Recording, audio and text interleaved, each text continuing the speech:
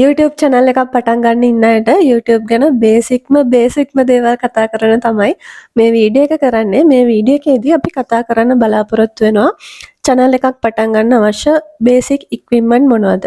ඊළඟට upload කරන්නේ කොහොමද? monetization වලට අවශ්‍ය minimum requirements මොනවද? views කොහොමද වැඩි කරගන්නේ? ඊළඟට කොහොමද views 1000කට උපයන්න පුළුවන් ප්‍රමාණය කියන බේසික්ම දේවල් අපි යමු වීඩියෝ එකට.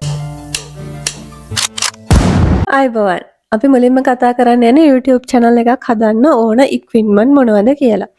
ඔයාලට තේරෙනවනේ ඔයා මේ වගේ මූණ පෙන්නලා රෙකෝඩින් කරන channel එකක් හරි එහෙම නැත්නම් වටපිටාව රෙකෝඩ් කරලා කරන channel එකක් හරි නම් කරන්නේ AI නොවන ඔයාලට ඒ කරන ටික රෙකෝඩ් කරගන්න ෆෝන් එකක් හරි කැමරා එකක් හරි ඕන.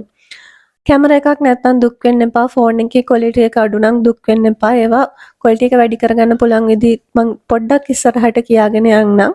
නමුත් වැදගත් ඔයාගේ ෆෝන් එකෙන් රෙකෝඩ් කරලා ඔයා YouTube channel එක පටන් ගන්න එක. ඒකින්ද අර සල්ලි දීලා මුලදී ලොකුවට වියදම් කරලා channel එක පටන් ගන්න එක ගැන හිතන්න එපා. මොකද ඒක success වෙයිද නැද්ද කියලා දන්නේ නැහැනේ. ඒ නිසා ඔයාට දැනට තියෙන ෆෝන් එකෙන් channel එක පටන් ගන්න පුළුවන්.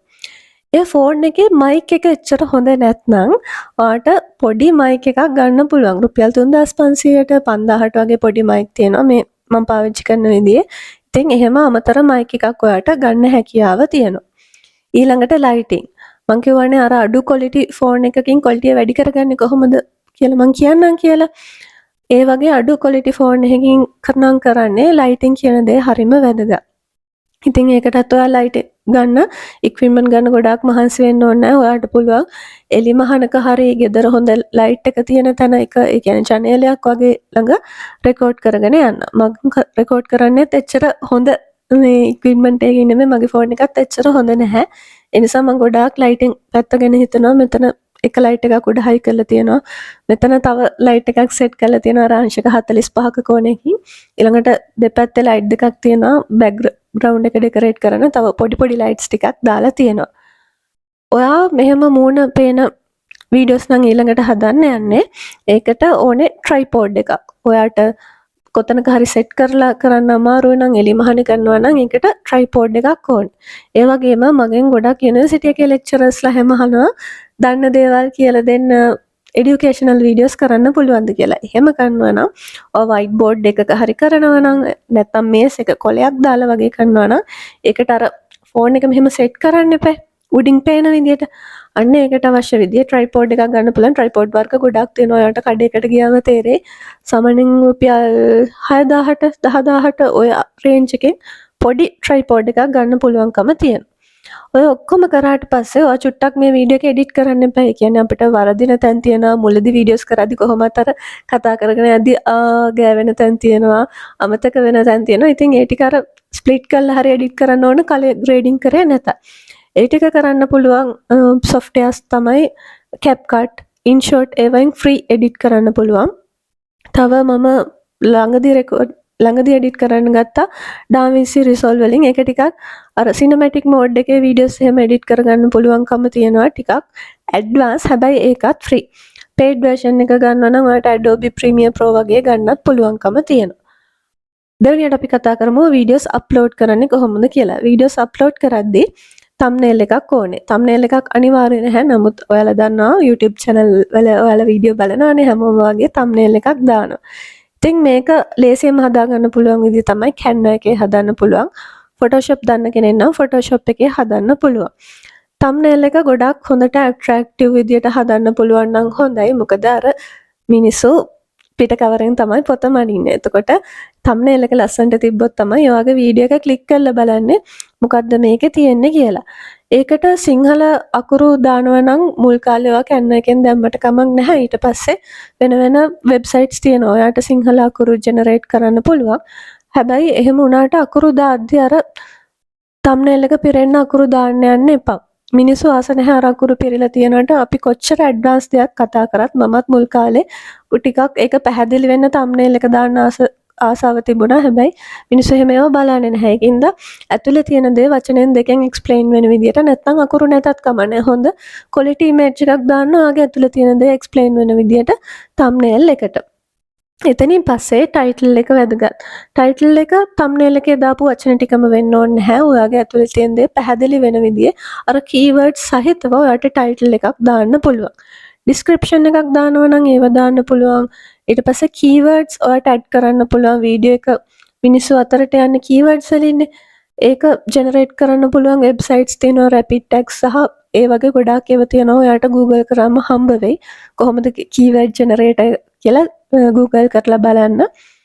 ටයිම් ස්ටෑම්ප්ස් ඔයාට දාන්න පුළුවන්. ඒ කියන්නේ දැන් මම මුලදී කිව්වනේ මෙන්න මේ දේවල් තමයි මම කතා කරන්න යන්නේ කියලා. ඒ විදිහට අර chapters විදිහට සෙට් වෙන විදිහට ඔයාට කතා කරන දේවල් මෙන්න මේ තත්පරේදී මේ දේ කතා වෙන්නේ කියලා දාන්න පුළුවන්. එතකොට මිනිස්සුන්ට අර ක්ලික් කරලා බලන්න පුළුවන් එයාලට අවශ්‍ය දේ. ඔයිට අමතරව වීඩියෝ එක මේ දැන් ඔයාට මිනිසුන්ට පේන විදියට දාන්නත් පුළුවන්. එහෙම නැත්නම් ෂෙඩියුල් කරලා දාන්නත් පුළුවන්. ෂෙඩියුල් කරලා දාන එක හොඳයි. ඒක මම ඊළඟ කොටසදී තවත් පැහැදිලි වෙන්න කියන්නම්.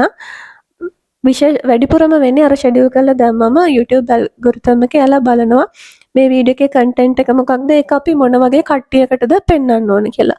ඒ නිසා අර පැය 2-3ක් ෂෙඩියුල් කරලා තිබිලා වෙලාවක ෂෙඩියුල් වෙන්න දාලා අප්ලෝඩ් කරනවා නම් හොඳයි. තුන්වෙනියට කතා කරන්න යන්නේ මොනිටයිසේෂන් එකට අවශ්‍ය මිනිමම් රික්වයර්මන්ට් මොනවද කියලා. ඔයා ෂෝට් වීඩියෝ හැදුවත්, ලොන්ග් වීඩියෝස් හැදුවත් මූලිකවම අවශ්‍ය රික්වයර්මන්ට් එක තමයි ඔයාගේ YouTube channel එකට මිනිමම් සබ්ස්ක්‍රයිබර්ස්ලා 1000ක් ඉන්න අවශ්‍යයි. එඩියුකේෂනල් channel එකක් වගේ කරද්දී සාමාන්‍යයෙන් ඔය 1000 හැදෙන්න මාස 8ක් මාස 12ක් වගේ කාලයක් යනවා.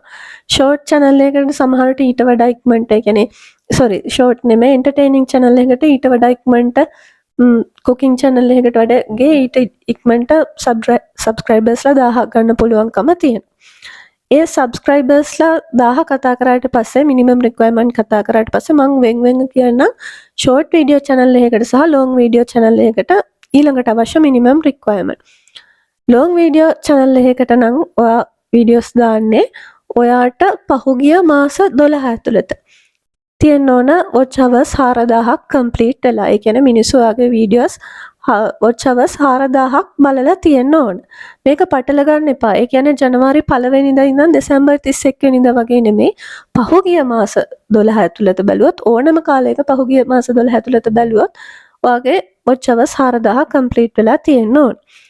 ෂෝට් වීඩියෝ channel එකක් නම් කරන්නේ ඒ රික්වයර්මන්ට් එකත් ඒ හා සමානයි. ඒ කියන්නේ පහුගිය දවස් 90 ඇතුළත, ඒ කියන්නේ මාස 3ක අර පළවෙනිදා ඉඳන් අන්තිම වෙනකන් නෙමෙයි, පහුගිය දවස් 90ට තමයි බලන්නේ. ඒ බලලා ඒකෙදී මිලියන 10ක views complete වෙලා තියෙන්න ඕන. YouTube එකෙන් උනත් කියනවා long videos දාන channel එක monetize කරගන්න ලේසි short video channel එකකට වඩා. මොකද අර මිලියන 10ක කියන්නේ ටිකක් ලොකු ටාගට් එකක් නේ. හොඳ quality videos shorts දවසට 3ක් විතර දාලා අප්ලෝඩ් කරන්න ඕනේ. එහෙම channel එකක් කරනවා. ඒ නිසා අර long videos දාන channel එකේ minimum requirement එක ටාගට් එක විදියට තියාගත්තම ලේසි. ඔයා educational channel එකක් නම් කරන්නේ. views කොහොමද වැඩිපුර ලබා ගන්න? ඒක තමයි 4 වෙනියට මම කතා කරනවා කියලා කිව්වේ. කන්සිස්ටන්සි එක ඉතාම වැදගත්. ඔයාලට මගේ channel එක උනත් බැලුවොත් වෙන්නේ කන්සිස්ටන්සි එක ඇත්තේ නැහැ. යාලට මහට තමයි වීඩියෝස් අප්ලෝඩ් කරන්නේ. එතකොට views එහෙම එන්නේ නැහැ. ඉතින් ඔයාලට පුළුවන් සතියක දවසක් දාගන්න. මෙන්න මේ දවසේ මේ වෙලාවට මම අප්ලෝඩ් කරනවා කියලා සතිපතා වීඩියෝස් අප්ලෝඩ් කරන්න. සතිපතා වීඩියෝස් අප්ලෝඩ් කරන්න අමාරු නම් ජොබ් එකක් කරන ගමන් එහෙම සතිපතා වීඩියෝස් අප්ලෝඩ් කරන්න හරි අමාරුයි. ලොකු ප්‍රොසෙස් එකක යන්න ඕනේ. ඒ නිසා මාසෙට දවස් දෙකක් වගේ ඒත් හරි දවසක් දාගෙන ඒ වෙලාවට අවුරුද්දක් විතර අප්ලෝඩ් කරලා බලන්න ඔය මොනිටයිසේෂන් රික්වයර්මන්ට් එක ඉක්මනට ෆුල්ෆිල් කරගන්න පුළුවන්කම තියෙනවා. අප්ලෝඩින් ටයිම් එක හරිම වැදගත්. ඔයා මුලින්ම හිතන්න ඔයා සිංහල භාෂාවෙන් ලංකාවේ කට්ටියද ඔයාගේ channel එක කරන්නේ නැත්නම් පිටරට ඔඩියන්ස් එකකටද කියලා. එතකොට ඒක අනුව ඔයාගේ අප්ලෝඩින් ටයිම් එක ඩිසයිඩ් කරන්න පුළුවන්. ලංකාවේ කට්ටියට නම් ගොඩක් වෙලාවට හවස 6න් පස්සේ වගේ මිනිස්සු ගෙදර වැඩ ඇරලා ෆෝන් එක ඔබන්න ගන්නවානේ. ඒ ටයිම් එක ටාගට් කරලා දාන්න පුළුවන්. මම කරන්නේ එඩියුකේෂනල් වීඩියෝස් channel එකක් නේ. මිනිස්සු වැඩ ඇරලා වෙලා එඩියුකේෂනල් වීඩියෝස් බලන්න ඉච්චර ලොකු කැමැත්තක් නැහැ. එහෙම වීඩියෝස් නම් ඔයා කරන්නේ ඔයාලට පොඩ්ඩක් වීකෙන්ඩ් එක වගේ දාන්න පුළුවන්. නැත්නම් හොඳට වීඩියෝස් බලන දවසක උදේවරුව වගේ බලලා අප්ලෝඩ් කරන්න පුළුවන්. පිටරට ඔඩියන්ස් එකකට නම් ඔයා channel එක කරන්න බලාපොරොත්තු වෙන්නේ. ඔයාලට පුළුවන් ඒ ඇමරිකාවේ හරි යුරෝපේ හරි ඔයා ටාගට් කරන රටවල් වල වැඩිපුර මිනිස්සු අර විදියටම බලන වෙලාව බලලා ඒ වෙලාව ටාගට් කරලා අප්ලෝඩ් කරලා ෂෙඩියුල් කරලා තියන. නිච් එක ගොඩක් වැදගත්. මං හිතනවා මේකට නම් වෙනම වීඩියෝ එකක් කරන එක හොඳ වෙයි කියලා. නිච් එක කියලා කියන්නේ ඔයා මොන වගේ කට්ටියකටද වීඩියෝස් හදන්නේ කියලා. ඒ කියන්නේ ඔයා කඩයක් කරත් ඔයා සිල්ලර කඩයක්ද ඔයා හાર્ඩ්වෙයාර් එකක්ද දාන්නේ. එතකොට හાર્ඩ්වෙයාර් එකක් නම් ඒ හાર્ඩ්වෙයාර් සම්බන්ධ බඩු ගන්න තමයි මිනිස්සු වෙන්නේ. සිල්ලර කඩයක් නම් ඒකට තමයි මිනිස්සු වෙන්නේ. එතකොට ඔයාට තේරෙන්න ඕන ලංකාවේ වගේ ඔඩියන්ස් එකකට වීඩියෝස් හදද්දි මිනිස්සු වැඩිපුරම යන්නේ අර මොන කඩේටද? ඒ කියන්නේ මොන වගේ වීඩියෝස්ද බලන්නේ කියලා ඔයාට පොඩි මාකට් ඇනලිසිස් එකක් කරලා channel එක පටන් ගන්න පුළුවන් නම් හොඳයි. ඒකට ගැලපෙන්න ඕන ඔයා දන්න දෙයි ඔයා කරන්න ආස දෙයි කියන එක. මොකද මේ YouTube channel එකකින් පොඩි long term ඉන්වෙස්ට්මන්ට් එකක් විදිහටනේ අපිට සිද්ධ වෙන්නේ, පැසිව් ඉන්කම් එකක් නෙවෙන්නේ. එතකොට ඔයාට ඒක දීර්ඝ කාලීනව කරන්න පුළුවන්කම තියෙන්න ඕන. අපි අන්තිමට කතා කරමු කොච්චර මුදලක් උපයන්න පුළුවන්ද YouTube channel එකකින් කියන එක. සමහර YouTube channel තියෙනවා ගොඩාක් subscribersලාත් ඉන්නවා, ගොඩාක් views යනවා. ඒවට හැබැයි උපයන ප්‍රමාණය අඩු. ඒක අනිත් පැත්තටත් එහෙමයි, අඩු subscribersලා ඉන්න අඩු views යන channels වලට උපයන පුළුවන් ප්‍රමාණය වැඩි. එහෙම වෙන්නේ ඇයි? මොකද ඒ අදාළ කැටගරි එකට සහ අදාළ රටට YouTube එකෙන් ගෙවන ගාණ වෙනස් වෙනවා. උදාහරණයක් විදිහට කිව්වොත් ලංකාවේ entertaining channels වලට ගෙවන ගාණ ටිකක් අඩුයි. වීඩියෝස් 1000කට අපි කියන මේ වීඩියෝස් 1000කට ගන්න ප්‍රමාණය RPM CPM කියලා.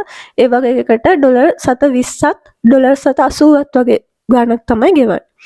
ලංකාවෙම කරන educational channel එකකට $780ත් $7.50ත් විතර ගෙවන වෙලාවල් තියෙනවා. මගේ වීඩියෝස් වලට එහෙම views 1000කට $1.50ක් වගේ යන වෙලාවල් තියෙනවා. හැබැයි ඔයා ඒ පිට රටකට වගේ වීඩියෝස් කරනවා නම් උපයන්න පුළුවන් ප්‍රමාණය ගොඩක් ඇති. මොකද ඒ ඇඩ්වර්ටයිස්මන්ට් ප්ලේ වෙලා ඒ රටවල අර පර්චේසින් පවර් එක වැඩිනේ. ඇඩ්වර්ටයිස්මන්ට් එක ක්ලික් කළා ඒක හරහා මිනිස්සෙක් ඒක බලන්න ඒ ඇඩ්වර්ටයිස්මන්ට් තියෙන වෙබ්සයිට් එකට යන්න පුළුවන්කම වැඩි. ලංකාවේ එහෙම කරන්නේ නැහැනේ. ඉතින් පිට රටකට ඔය channel එක කරනවා නම් ඇඩ්වර්ටයිස්මන්ට්ස් වලින් හොඳ ගාණක් views 1000කට $9ක් වගේ සමහර වෙලාවට උපයන්න පුළුවන්කම තියෙනවා. ඔය දේවල් ටික තමයි මම ෂෙයා කරගන්න බලාපොරොත්තු වුණ බේසික්ම දේවල් ටික. මීට එහා දේවල් ගොඩාක් තියෙනවා. ඔයාලට ප්‍රශ්න තියෙනවා නම් ඒවා කමෙන්ට් එකකින් අහන්න. මේ ටික මම කරන්න හිතුවේ මම YouTube ගැන ගොඩාක් දන්න මිනිස්සෙක් නෙවෙයි. මගේ channel එකේ වුණත් මේ ලංකාවට කරන සිංහල channel එක විතරයි මගේ තාම මොනිටයිස් වෙලා තියෙන්නේ. අමතර පිටරට කරන දෙකක් තියෙනවා. ඉතින් මම දන්නේ හරිම පොඩි ප්‍රමාණයක් ඔය දේවල් ටිකත් එක්ක.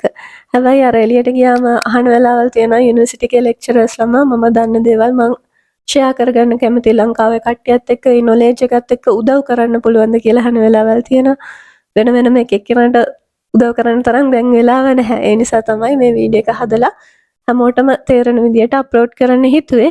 මීට අමතරව ප්‍රශ්න තියෙනවා අනිවාර්යයෙන්ම කමෙන්ට් සෙක්ෂන් එකේ අහන්න. මං දන්න විදියට ඒවට උත්තර දෙන්න. එහෙනම් අපි තව වීඩියෝ එකකින් හම්බෙමු.